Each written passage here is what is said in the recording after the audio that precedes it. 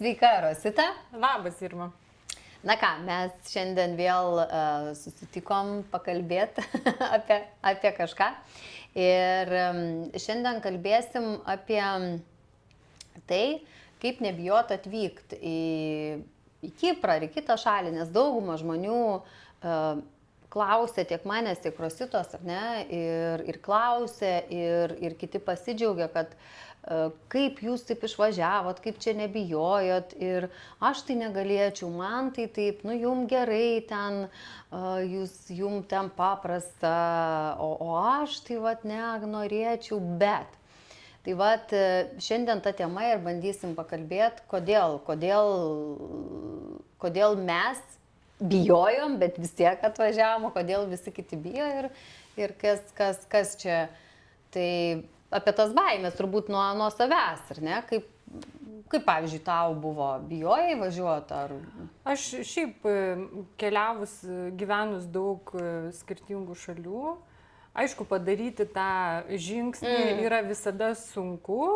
Ne tai, kad sunku, bet tas noras turi būti didesnis negu baimė. Taip. Jeigu noras yra didelis, tu įveiksi visas tas kliūtis ir vis tiek pasieksi tą tikslą. Bet aš pati iš savo patirties galiu pasakyti, kad noras gimsta pirmiau, po to, kai pradedi jį gyvendinti, tada tu sustoji vieną dieną ir galvoji, ką aš čia darau, aš visai nenoriu to, nes labai sunku išeiti iš komforto zonos, nes tu turi viską palikti, žinai, kad važiuosi į kitą šalį, ten bus viskas skirtinga, skirtingi žmonės, skirtingi namai, bet noras turi būti didesnis. Jeigu jisai tave veda, tai manau, kad nereikia bijoti, nereikia užsiciklinti ant tos baimės, nes dauguma žmonių galbūt nori, bet juos baimė tą sustabdo. Nu, bet čia, man atrodo, visose situacijose, nesvarbu, nebūtinai persikraustant, kad nori kažko, man tai labai dažnai būna, pavyzdžiui, nori būti, nežinau, pavyzdžiui, pagal specialybės, ten noriu būti šokėja, ar ne, ten aš labai daug ir specialybių turiu, ir mokinaus, ir nuo vaikystės būreliuose visokiuose ten eidavau ir paeini ir sunku, oi, nebenoriu. Bet dažniausiai būna, kad ten kažko nori, bet kai tu pradedi žiūrėti, kad su tuo noru tu vis tiek, nėra taip, kad, noriu, kaip pavyzdžiui, mano aš svajojau, kur gyventi, kur šilta ir svajonė išsipildė ir vis sako, tu jau dabar laiminga, kaip, ar nesigaili? Ką žinau. Čia atrodo natūralus tas dalykas. Nes man atrodo, kad taip ir turėjo būti. Nes dar vieną momentą noriu pastebėti, kad kai gimsta noras, jį, kaip ir sako visi sąmoningumo šalininkai, kaučeriai, tą norą tu turi ir vytis, nes noras, kuris gimsta iš širdies ir yra tavo ta pati prigimtis, kuri tave veda.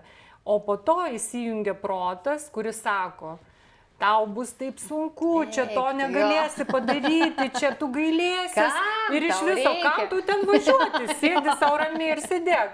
Tai nereikia, ir sakau, tą baimę turi nugalėti dėl to, kad tas noras tai yra tavo paties tos esybės vedimas, tave veda pats vidus, kur tau reikia eiti. Ir jeigu tau sekasi eiti pagal tą norą, tai reiškia, tu eini teisingų kelių. Jeigu tu eini pagal savo norą ir viskas tau sekasi, tu ir pasieksi tą norą. Aišku, būna įvairiausių norų, galbūt ten kažkokie tai norai. Nerealūs. Nelabai, ne tai, kad, kaip sako, jeigu tu gali sugalvoti tą norą, tai jį gali ir įgyvendinti.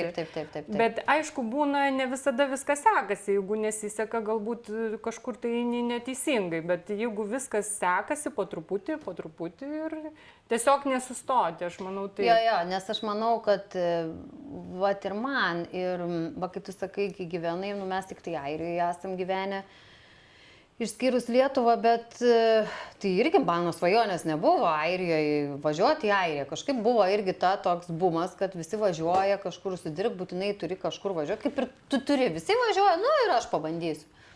Bet pavyzdžiui, irgi ten nebuvo baiminės, nebuvo to, kad mes važiavom pasižiūrėti, Jeigu patiks, jo, grįšim. grįšim, žinai, ten turėjom pinigų ant kelionės, ten nebuvo ta istorija, kad išvažiavau su $10, ten. Paskui pėsčiom Jo. atgal. Ne. Mes žinojom, kur važiuojam, pas ką važiuojam. Bet pavyzdžiui, man vat nebuvo tų baimių, nes tu turėjai, kad, jeigu ką, grįšiu. Ir prašau, tas grįšiu, bet aš po 2 savaičių, nežinau, pirmom dienom aš suvokiu, man tai patiko ten, man viskas faini, visi draugiški, viskas, oras irgi iš pradžių netrodė visai nieko, žiemų nėra, ko daugiau norėt. Bet ką aš noriu pasakyti, kad va tas žmogaus kaip mum smegenis. O va pavyzdžiui, Kiprą mes kai važiavom, tas labai buvo kaip ir, tu jau žinai, kad tu važiuoji su visam. Taip, kaip toksai sprendimas jau turėjo būti padarytas. Nors irgi mes, kaip aš sakau, visą laiką turim tą atsarginį planą, gali grįžti į Lietuvą, gali grįžti tą pačią Airiją ten. Gali pliaže miegoti. Jo, gali šiltoj šaly, iš tikrųjų, gali benamis būti vis tiek šilta. Bet esmė tas toks sprendimas, kad atrodo viskas ir va tada prasideda baimės. Taip. Tada prasideda, o jeigu ne, o jeigu karas, o jeigu ten kažkas, dar Taip. ten, nežinau, tsunami, žemės drebėjimas, visą tai, pavyzdžiui, man, aš visą tą perėjau ir sukas, kaip kiti sako, tau gerai, tau viskas dzin. Ne, bet tai tu mes pasveri. visi žmonės ir mes visi per tą praeinam, bet tiesiog kiti, aš manau, žmonės bijo susidurti su savo baimėm ir jie tiesiog pasirenka tą kelią, kad nepatirti tos baimės ir gyventi komforto zonai.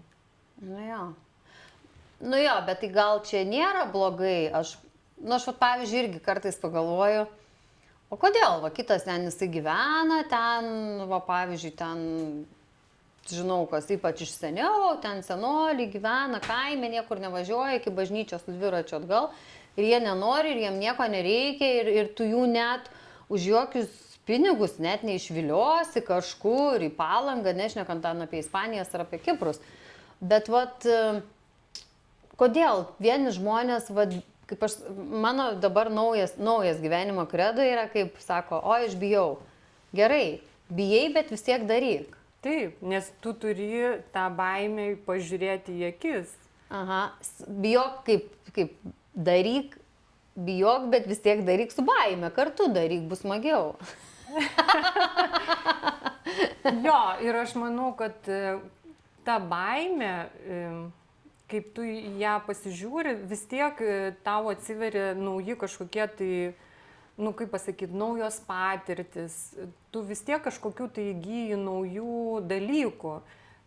Ta baimė yra baisu, bet per ją tu po to, pavyzdžiui, dabar, tu pagalvok savo, prieš kiek laiko tu bijojai, kaip tu žiūri tą baimę, juokinga, ar ne? Ta prasme, ko ten reikėjo bijoti, nesąmonė, ar ne? Bet tuo momentu, kai tu bijai, tau atrodo, kad visas pasaulis apsiverčia aplink, ta prasme, tu net neįsivaizduoji dėl to, kad tu nežinai, kas bus rytoj, tau baimės to sukelia dar didesnę baimę, bet kai tu dabar pasižiūri, o ko čia reikėjo bijoti, tai ir sako, tu peržengęs baimę, įgyji naujų patirčių ir tu supranti, kad nereikėjo visai nieko bijoti ir dabar galima tik tai džiaugtis. Bet taip įdomiai, pavyzdžiui, manęs ir visą laiką ir airiai klausia ir dabar sako, dabar dar nežinau, palyginti nedaug, čia tas 5 metų dar mes visi tokie adaptacijai dar toj. Bet pavyzdžiui, airiai ir kaip aš po pirmų gal kokių 3-4 metų, kai paklausė, sako, žinai, bet ar kaip čia, ar tau sunku buvo, ar kaip. Ir kai pradedi galvoti, aš visą laiką sakydavau, jeigu aš būčiau, prieš išvažiuojant, man būtų visi kažkas pasakęs, darysi taip, bus tau taip, tu turėsi tą padaryti, tiek darbų pakeisti, tiek žmonių, tiek tų problemų.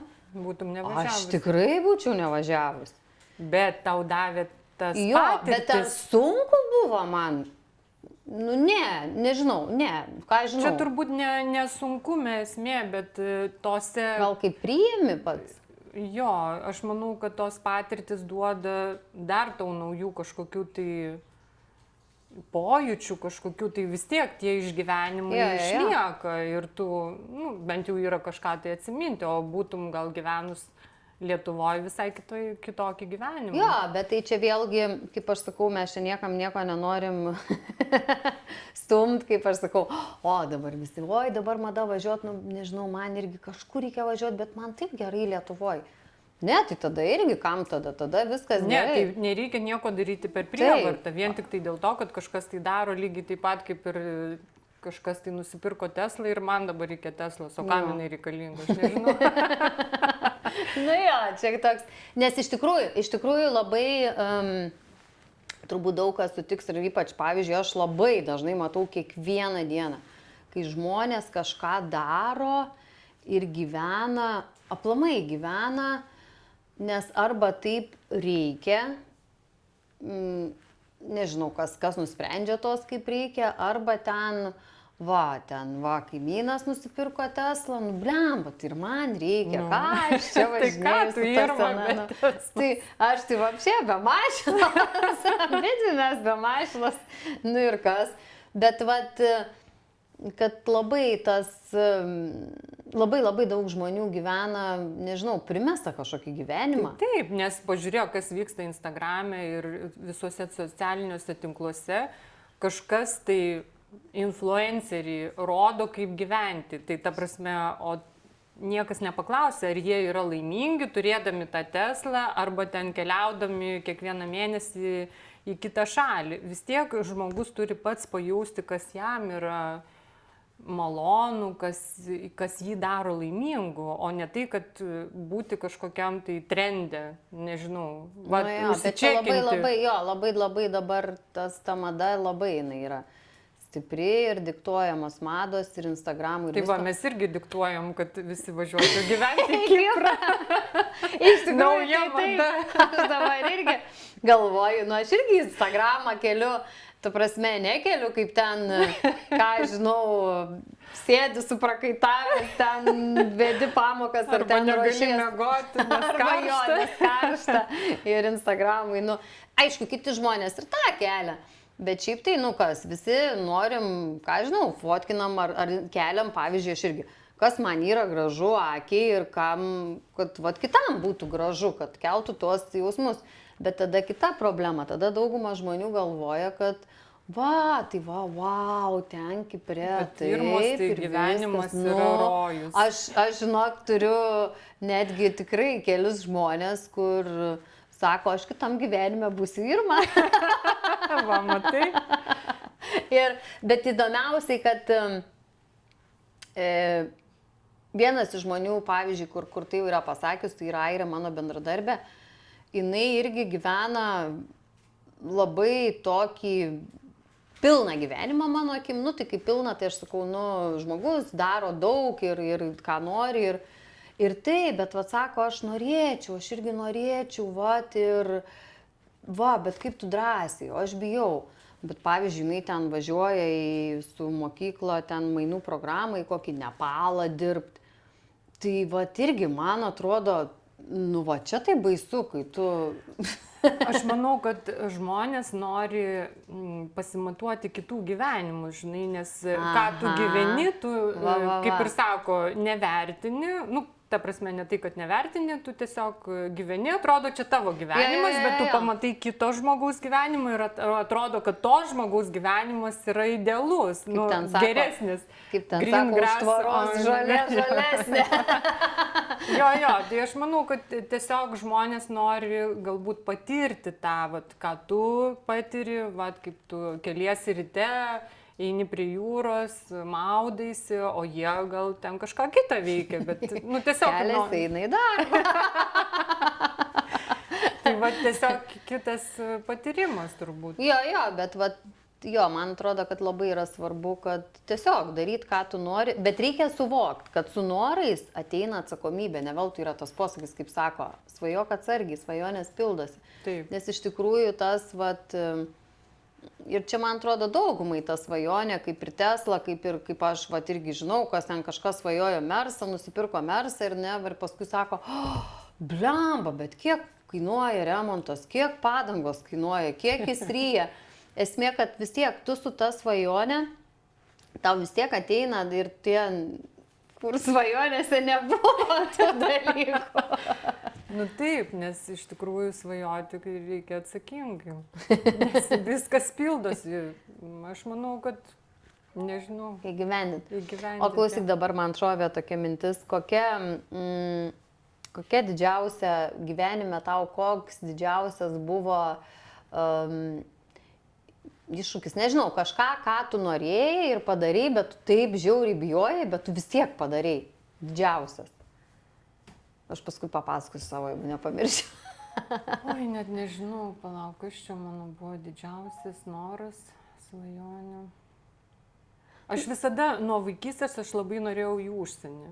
Bet aš nieko nebijojau, aš galėjau viską padaryti, kad tik tai išvažiuoti į užsienį. Dirbti, gyventi, man nesvarbu. Ne, tai o ko bijojai ir vis tiek padarėjau? Ką padariau? Ai, tu kaip be baimė, ne? Nežinau. Šiaip, turiu tokių baimių, bet nežinau, net bijau aukščio bijau, bet niekad nešokau parašiutą. Ne, tai su parašiutu. Nežinau. Bet pavyzdžiui, buvo kada nors, gerai, jau bijai aukščio, bet kad vis tiek liptum į kalną. Tu žinai, bijai, tu jauti diskomfortą, bet tu vis tiek kažką... Galiu pasakyti tokias patirtis gal iš darbų sferos. Aha, kaip, pavyzdžiui, Kaip, pavyzdžiui, atsiduri tokioje situacijoje, esi užsienį, atvažiavęs, emigrantas ir tau reikia darbo, bet tu nenori ten eiti kažkur tai dirbti, nori kažkokio tai darbo. Geresnio darbo, bet tu suvoki tą situaciją, kad tu be darbo neišgyvensi ir eini ir ieškai ir prašai bet kokio darbo. Tai buvo tas labai sunku peržengti per save ir eiti prašyti visiškai bet kokio darbo. Ta prasme buvo toksai labai sunku dėl to, kad tu suvoki, kad tu kaip ir nenori to darbo, bet tu esi priverstas. Tai ir dirbdavau tokius darbus, kur dirbdama galvoji, ką aš čia darau, bet tu neturi kito pasirinkimo. Tai galbūt tokios situacijos tave užgrūdina, nes tu tiesiog žinai, kad tau reikia daryti, nes kitaip tu neišgyvensi. Tai aš manau, kad tokie dalykai... Bet vis tiek nebijojai, ne? Buvo baisu, man pavyzdžiui buvo, kai pirmą kartą nuvažiavau į Angliją, man buvo labai baisu kalbėti angliškai, nes aš galvojau, ta prasme, aš ir nemokėjau tos kalbos labai gerai, nors mokykloje 10 baigiau, bet pas mus vis tiek tos šnekamosios kalbos nebuvo taip gerai, kaip sakant, mes taip gerai nekalbėjom. Ir aš atsimenu, man būdavo netgi iššūkis nueiti užsisakyti, ten kaip McDonald'ai, tokiose užkandinėse, ir mes su draugė buvom dviese. Ir atsimenu, mes stovim prie prekystolio ir aš jai sakau, dabar tu užsakyk, nes aš prieš tai kavinį užsakinėjau, dabar tu užsakinėk, nes man labai nenoriu kalbėti angliškai. Ir mes taip besistumdydamos, žmogus, kuris stovėjo už prekystolio, pasirodo, buvo lietuvis. Ir sako, tai ką merginos norit užsakyti? Va, kaip kartais baimė, ar ne, ir bijai, ir eiti paklausti, o pasirodo net lietuvis, tai nereikėjo. Tai jam tai buvo juokinga turbūt mus matyti. Man tai turbūt buvo didžiausia baimė iš tikrųjų, kai važiavau į Tailandą. Važiavau dirbti, mokinti anglų kalbos tailandiečių vaikus. Tajų turbūt nežinau, kaip čia taisyklingai žodžiu. Ir aš irgi važiavau per ten kažkokią agentūrą, ten mane nusamdė, žodžiu, aš nežinojau, nei kur dirbsiu, nei kur gyvensiu, nei žinojau, kad dirbsim skirtingose mokyklose. Ir toks, ir aš važiuoju, ir aš kaip dabar atsimenu, aš važiuoju jau į oro uostą, važiuojam, iš pradžių tas pasiruošimas, čia toks, čia visiems paskui, čia baisu. Ir tas iki oro uosto kelias visas toks, tai ten telefoną palikau, ten grįžom, toks chaosiškas. Ir paskui viskas, atvažiavom į oro uostą, jau vyras mane išlydė. Ir aš einu prie tos patikros. Ir man toks gumulas, žinai. Ir aš galvoju, ką aš darau, ką man reikia, aš turiu darbą normalų, turiu vyrą, turiu kur gyventi, turiu ką valgyti, ką man. Ir tas toks jausmas, va, apsisukti ir pabėgti. Bet tada galvoji, nu vis tiek, viskas, viskas sudaryta, skrydžiai užsakyti, pinigai sumokėti, nes už skrydžius reikėjo patiems sumokėti. Ir tada, tada buvo toks sunkiausias dalykas, kad gal kažkaip, dar žinai, tas galvoju, nu kaip čia dabar atrodys, apsisuksi bėgsi, žinai, nu tai čia jau stovi eilėj patikros, nu bet vat buvo tikrai save nugalėti, bet ir iš tikrųjų vis tiek. Nebuvo ten nieko baisaus. Ir viskas ten buvo gerai. Aišku, buvo iš tos dėžutės, iš tos komforto zonos. Aišku, kad reikia išeiti ir buvo ir kad nežinai nei kur miegosi, nei kada nuvažiuosi, nei kokioj mokykloje dirbsi. Bet viskas, nieko ten nebuvo kažkokio baisaus. Ir aišku, tokie dalykai grūdina. Taip. O dar kas man atrodo daugumai, va tie kiti žmonės. Man, pavyzdžiui, irgi labai nedaug žmonių, kas palaikė, va, būtent apie tą kelionę į Tailandą. Man dauguma sakė, kam tu ten važiuoji? O tai kam? Ką tu ten veiksi? O ką tu ten? O tai ten daug moka? Nu ne, taip, kad pragyventai. Tai ko tu ten važiuoji? Nu, arba ten, o tu nebijai, tave ten pagrobs, pjaustysi, žodžiu, ten išprievartaus ir niekas neras. Ir kas įdomiausiai, vat iš airių mano bendradarbių draugių, pas juos va toks jie gerbė tų žmonių svajonės, pasirinkimus. Ir nors aš paskui, kai sužinojau, kai grįžau, sako, mes kaip bijojom irgi, kad tave pagrobs, suvalgys, žodžiu, parduos. Bet jos vat, labai vis tiek palaikė, tipo nes mato, kad tu žmogus kad tu nori tai. O nebandat kalbėti, nes man atrodo, daugumas, ir gal ne vien lietuvių, bet daugumas žmonių, vat, kai pradeda gąsdinti, pradeda kalbėti ir sako, ką tu. Bet pavyzdžiui, tada man toks suveikia tas toks, nežinau, kaip šitas ar ego, ar kažkoks, ar užsispyrimas. O paimsi ir man padarysi. Tada o man reikia, jeigu tu ir nepagrobs, ir aš išvažiuosiu ir nepagrobė niekas. Nu tai taip, tai vis tiek, tu įgyjai patirčių, grįžai, o jie kaip sėdėjo savo ten dėžutė, taip ir sėdė. Bet kodėl tas yra va toks žmonių, nu čia kaip gal prigimtis, ar iš kur tas ateina, kad kitam sakyt, eik, tu nieko nedaryk, ką tu durnas, ten tau bus taip ir taip. Kodėl nėra, nu jau dabar yra, bet vis tiek tas toks vat, susiduri, kad sakytų, tai juk viskas bus gerai, va kaip... Va. Aš tai manau, kad dėl to, kad kiekvienas žiūri iš savo prizmės, jisai galvoja, kad jisai nedarytų šito ir tau lyg tai... Nes jie galvoja, kad juos pagrobtų iš karto. Taip, nes jie nori tau gero, kad nori tave apsaugoti, nes jie to nedaro, nes jie galvoja lygiai taip, ką jie sako, kad vat, juos pagrobs, tai jie irgi tave nori lyg ir apsaugoti ir sako, nu kam tu važiuot, nu žinai, kaip ir mama sakytų, vaikeli tu nevažiuok, nes pergyvena, kad tau kažkas tai atsitiks. Nu, gal dėl to, nežinau. Mano mama irgi pergyveno. Ir paskui aš iš vis po kiek metų išsiaiškinau, kad ir vyras labai pasirodo bijojo. Bet va, jisai neprieštaravo. Ne, jisai žinojo, kad aš noriu ir nuveži ir viską. Bet kaip aš pasakau, kad apsisuks ir bėgsiu, jisai sako, aš vis tiek galvoju irgi iki paskutinės minutės, kad gal apsigalvosim. Jo. Bet irgi nesakė, paskui po kiek metų tik išsiaiškinom. Bet va tas ir yra palaikymas. O jeigu, pavyzdžiui, jeigu man vyras būtų pasakęs, kad, blemba, žinai, aš labai pergyvenu, gal tikrai, o kam, aš tikrai nebūčiau važiavus. Ir tikrai nebūčiau... Nes jau tu tada pradedi pergyventi ir už tą žmogų, kad jam blogai, kad tavo veiksmai sukels jam gal kažkokį... Iš tikrųjų, nu kam, bet tai, ką tu patiri, ką aš išmoksti, ką man davė ir aišku, kaip ten nieko tikrai aš neužsidirbau, pamatyti ten irgi mes net neturistinės kelionės, aš ten labai neturistavau. Aišku, ten savaitgaliais kažkur kažką pamatėm, kažkur nuėjom, nuvažiavom, Bet tai, ką tu pamatai, tą, vat, irgi kultūrą, tos žmonės ir tu pradedi vertinti skirtingus dalykus ir save. Ir save kaip tu sakai, labiausiai kad atrandi. tu suvoki tada, kad, čia mes prieš tai šnekėjom, kad tu žmogus viską gali.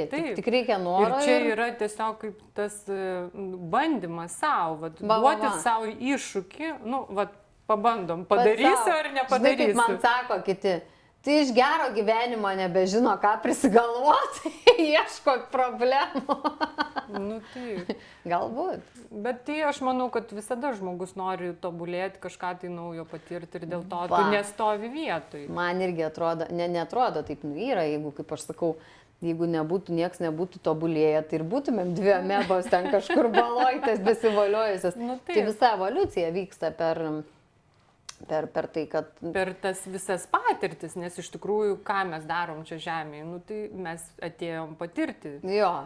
Tai naudokime tą galimybę, naudokime, mes turim visą pasaulį, mes galim važiuoti daugiau negu 200 šalių. Kodėl mes pasirenkam gyventi vienoje šalyje? Mesgi esam pasaulio gyventojai. Kas pasakė, kad mes galim gyventi tik tai vienoje šalyje? Bankas, jeigu pasiėmė paskolą bankas, tai pasakė. Tai va, yra visi ribojimai žmogų tiesiog uždaryti, nes mes esam laisvi. Bet kaip ir mes prieš tai kalbėjom, kuo tu labiau išsilaisvini, kuo mažiau turi aplink save daiktų, kurie tave riboja, tuo tu esi laisvesnis kažką tai daryti, kažką pamatyti naujo. O jeigu tu apsistatai, čia namas, mašina, tas viskas, aš negaliu pajudėti, nes kaip aš viską paliksiu. Tai va, ir tie dalykai riboja.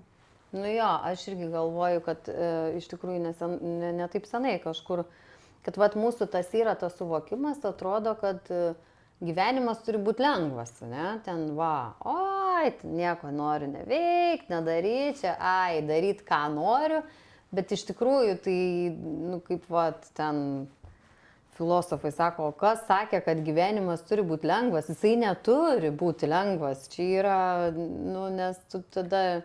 Nu, gali būti lengvas, aš manau, kad kaip tu pasirenki, bet tas lengvumas vėlgi, vienam lengva yra vienas dalykas, kitam lengvas yra kitas. Ten vienam voliotis ant sofos yra labai sunku, visą dieną pavažiuok, darbaholiką paguldyk ant lovos visą dieną. Va, žiūrėk, atostogos atvažiuoja, žmonės negali nueiti į pliažą pagulėti 2 valandas. Tai vėlgi tas yra subjektyvu, kas yra lengva vienam kitam. Nu jo, bet teisingai, čia viskas pas mus galvoja. Aš tai manau, kad reikia daryti tai, kas patinka, kas žmogų veža.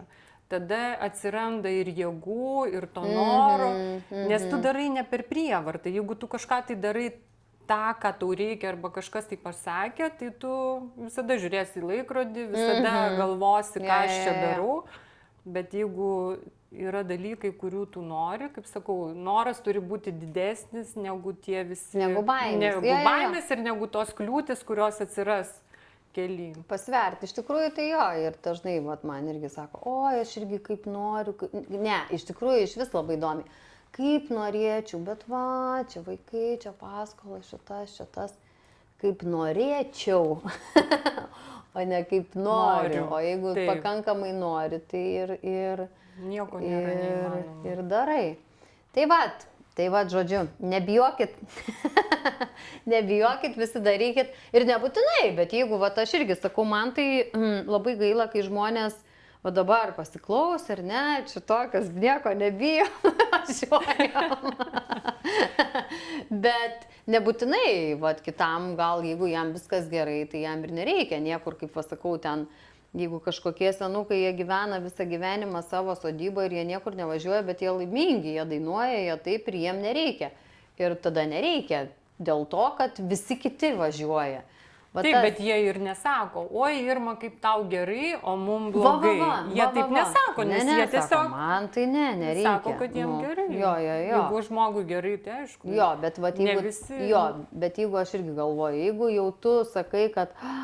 Blemba, tau tai gerai, aš irgi taip norėčiau. Tai jau tada kažkas negerai su gyvenimu, arba matai, kaip aš sakau, iškreiptą svetimą tą gyvenimą. Tu tiesiog... Suidealizuoji. Jo, suidealizuoji ir va tai, va jai gerai, ten tas ir tas ir tas, o kai pradedi pasakot, kad ten, nu vis tiek, bet ir tas būna, ir tas, ir čia nesvarbu, darbuose, mašinoje, Tai namai. visur, taip. Didelis namas visada reiškia, kad daug tvarkymo, ar ne? Mažas butukas reiškia, kad tau nereikia tvarkytis, kaip gerai, tu čia greit susitvarkai, bet net ir kur batų, pavyzdžiui, pasidėti. Nu taip, kitos problemos. Jo, tai va tas toks, kad reikia, kad mes gal kartais per daug dairomės iš tikrųjų į kitus o baimės irgi, mūsų tos baimės labai dažnai yra primestos.